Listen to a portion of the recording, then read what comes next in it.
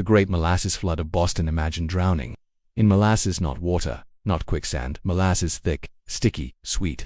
It's hard to even picture, but in Boston, 1919, this nightmare became a terrifying reality. On January 15th of that year, the city witnessed one of the strangest, deadliest disasters in its history, and today, over a century later, the story still sends shivers down the spines of those who hear it. Boston in 1919 was a bustling city, filled with narrow streets, factories, and shipping yards. The North End, a crowded neighborhood, was home to Italian and Jewish immigrants, hard-working families, and bustling businesses. It was also home to a giant tanker storage tank that held over 2 million gallons of molasses. Molasses, sweet and thick, was used for baking, candy, and rum production. But on that cold January day, the tank was hiding a ticking time bomb. Engineers and workers had noticed small leaks and heard ominous creaks from the steel walls. Some worried about the cold weather making the steel brittle, others assumed it was safe. No one imagined just how catastrophic the tank could become.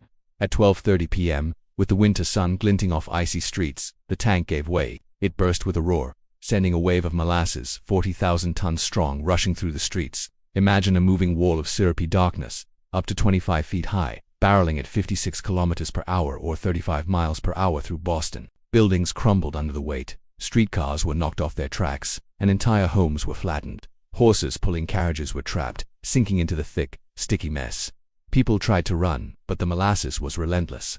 Those caught in its path were swept away, and tragically, 21 people lost their lives, with many more injured. Rescuers arrived quickly, but the molasses made even the simplest tasks almost impossible. The sticky substance coated everything: boots, shovels, even the faces of those trying to help. Victims and horses had to be dug out inch by inch. It took weeks to clean the streets, and even months later, the smell of molasses lingered in the North End. What makes this disaster even stranger is how preventable it might have been.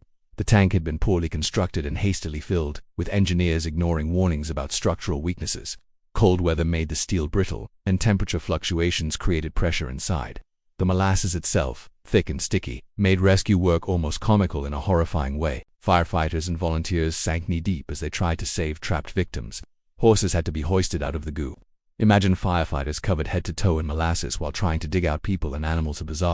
A sticky nightmare that felt almost like a surreal dream. The consequences weren't so tragic. In the weeks and months after the flood, Boston tried to recover. Streets had to be repaved, buildings rebuilt, and debris cleared. Families mourned lost loved ones.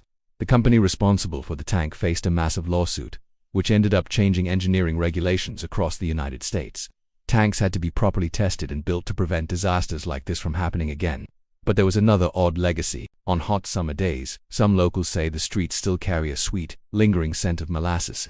It's a strange reminder of a disaster that was part human error, part natural inevitability, and all utterly bizarre. So next time you pour molasses over your pancakes or see a syrupy puddle, imagine what it would be like if it were a 25-foot wave moving at 56 kilometers per hour, flattening buildings, trapping horses, and claiming lives. The Great Molasses Flood is a story that is sticky in more ways than one, a strange chapter in history that reminds us that disasters aren't always fire, wind, or water. Sometimes they're sweet and terrifying.